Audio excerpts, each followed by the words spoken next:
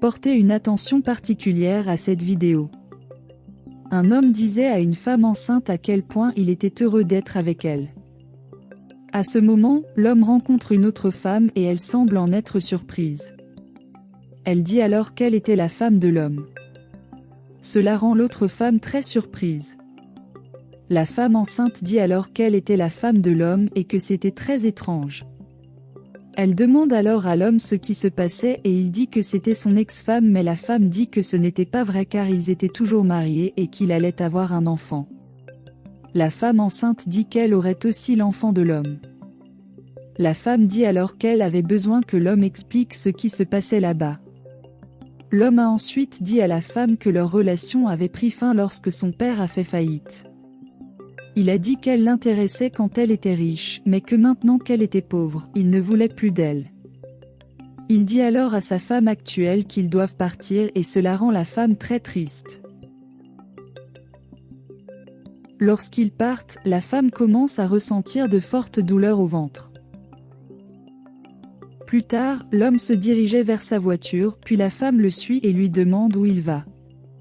Il dit alors à la femme qu'il partait et qu'elle devrait l'accepter, car ils n'ont plus rien. Elle dit alors qu'il ne pouvait pas lui faire ça, parce qu'elle était enceinte et que c'était très injuste, mais l'homme dit que dès que son argent a disparu, son amour a disparu aussi. Elle demande alors si l'homme lui ferait vraiment ça, la laisser enceinte sous la pluie pour aller avec une autre femme. Il dit alors qu'il en avait marre d'elle et qu'elle devrait partir, car cet enfant n'était pas le sien. Il a dit qu'elle devrait travailler pour payer un test de paternité, mais qu'il était sûr que l'enfant n'était pas le sien.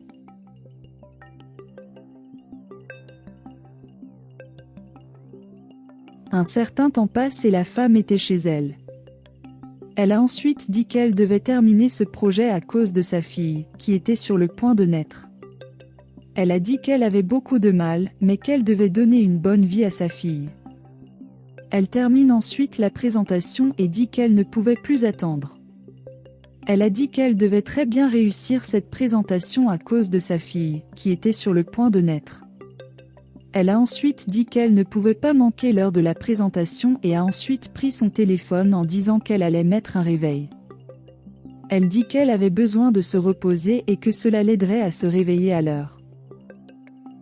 Elle souffre beaucoup, mais parvient à se mettre dans une position où il peut s'allonger sur la table, puis elle s'endort.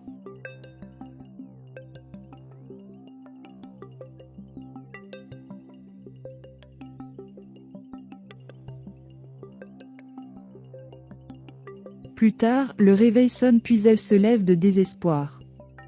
Elle commence à emballer désespérément ses affaires, puis dit qu'elle espérait que cela fonctionnerait. Plus tard, elle arrive à l'entreprise et une réceptionniste parlait au téléphone.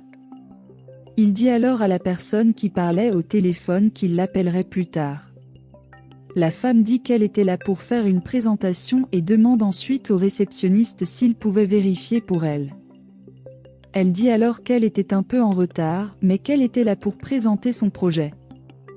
La réceptionniste commence alors à chercher la femme et dit qu'elle n'était pas sur la liste ce jour-là.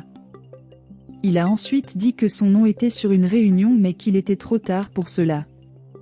Ils commencent alors à se disputer, car la réceptionniste disait à la femme qu'elle était arrivée en retard et que c'était très irresponsable de sa part et qu'elle ne pourrait pas faire la présentation ce jour-là, mais elle insiste pour dire qu'elle en avait vraiment besoin. Présentation. Elle a dit qu'elle était très importante pour elle et qu'elle était juste un peu en retard. À ce moment, un autre homme apparaît, alors il salue la réceptionniste. Ils ont alors commencé à parler et l'autre homme a dit qu'il était là pour faire une présentation. Le réceptionniste dit qu'il savait que son nom était sur la liste afin qu'il puisse entrer. L'homme remercie ensuite la réceptionniste et dit qu'il devait prendre rendez-vous pour se rencontrer un jour, et la réceptionniste accepte cela. Lorsque l'homme entre dans la pièce, la femme devient furieuse et dit qu'elle ne pouvait pas comprendre pourquoi la réceptionniste a laissé l'homme entrer et elle ne l'a pas fait. Elle dit que si elle était en retard pour faire la présentation, l'homme était également là qu'elle ne pouvait pas comprendre pourquoi la réceptionniste laissait entrer l'homme et lui refusait l'entrée. La réceptionniste dit alors qu'il s'en fichait et qu'elle aurait dû être à l'heure, car il n'était pas le mauvais dans cette situation. Il dit alors qu'il devait prendre un appel et qu'elle devrait partir. Elle en est très triste. Et quand la réceptionniste s'éloigne du bureau, elle court à l'interview. La femme entre alors dans la pièce et commence à demander pardon à une autre femme qui était à l'intérieur.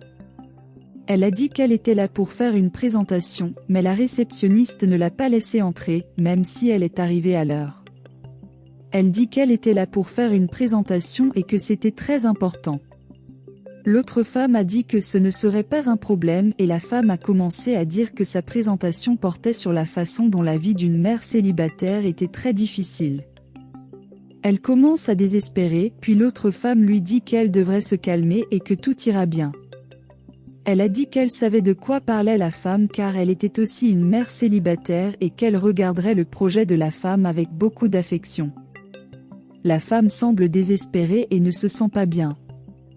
À ce moment, la réceptionniste arrive. Ensuite, ils se disputent car la réceptionniste a dit qu'elle ne devrait pas être là et qu'elle devrait partir. À ce moment-là, la femme commence à dire qu'elle souffrait beaucoup, puis ses os finissent par se rompre. Cela les rend très inquiètes et l'autre femme demande à la réceptionniste d'appeler une ambulance. Quelque temps que vous y passez, la femme se réveille dans un hôpital. Elle commence alors à désespérer et pose des questions sur sa fille, mais l'autre femme la rassure que sa fille allait bien.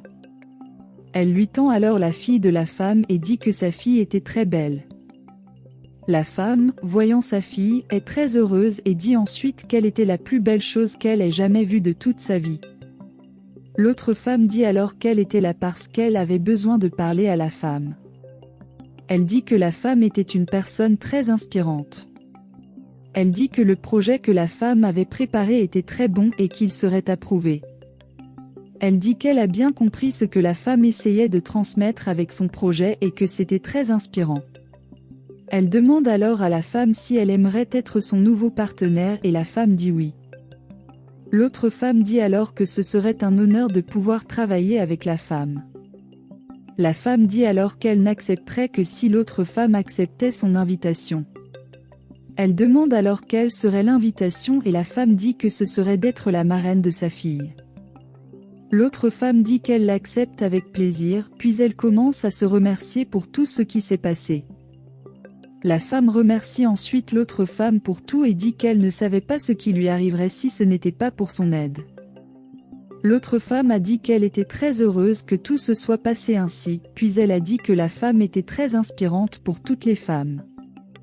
Il se serre alors dans les bras et commence à dire à quel point la fille de la femme était belle. Un certain temps passe et la femme était dans son bureau. À ce moment, quelqu'un frappe à la porte, puis elle dit qu'elle pourrait l'ouvrir. L'homme finit par saisir son écriture et dit qu'il était là pour remettre un cadeau à sa fille. Il a dit qu'il était là pour féliciter la femme pour tout ce qu'elle avait accompli par elle-même. Il a dit qu'elle était une personne très inspirante et qu'elle méritait toutes les bonnes choses du monde. Elle demande alors si c'était tout ce que l'homme avait à dire. Il en est très surpris et dit oui, bien qu'il soit là pour le féliciter, il voulait aussi voir sa fille.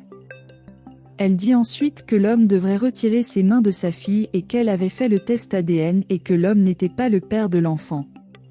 Elle dit alors que tout ce que sa fille avait, elle est une mère et cette mère était tout ce qu'elle allait avoir parce qu'elle n'avait pas de père. Elle a dit que sa mère ferait tout pour donner le meilleur pour sa fille et qu'elle n'aurait jamais à voir son père. Elle demande ensuite comment il a eu le culot d'y aller et dit ensuite qu'elle ne voulait pas du cadeau de sa part. Elle dit que sa fille n'avait pas besoin de ce cadeau et qu'elle n'avait pas besoin de lui parce qu'elle ne voulait plus le voir. Elle dit que tout ce dont elle avait besoin était que l'homme oublie qu'il avait une relation et ne se présente plus jamais. Il dit alors qu'il aimait la femme, mais elle dit qu'il était libre d'aller féconder autant de femmes qu'il voulait, mais qu'il ne devait plus y rester. Elle a dit que sa mère ferait tout pour donner le meilleur pour sa fille et qu'elle n'aurait jamais à voir son père. Elle demande ensuite comment il a eu le culot d'y aller et dit ensuite qu'elle ne voulait pas du cadeau de sa part. Elle dit que sa fille n'avait pas besoin de ce cadeau et qu'elle n'avait pas besoin de lui parce qu'elle ne voulait plus le voir. Elle dit que tout ce dont elle avait besoin était que l'homme oublie qu'il avait une relation et ne se présente plus jamais.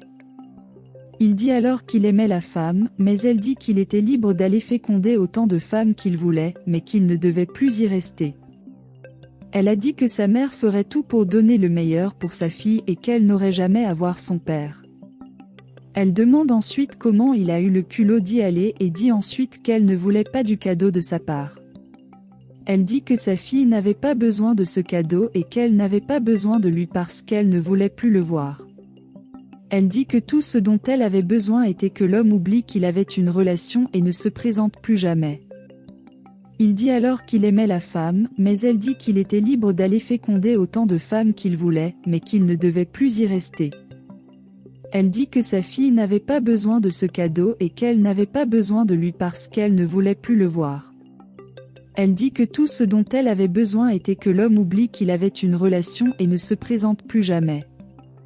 Il dit alors qu'il aimait la femme, mais elle dit qu'il était libre d'aller féconder autant de femmes qu'il voulait, mais qu'il ne devait plus y rester.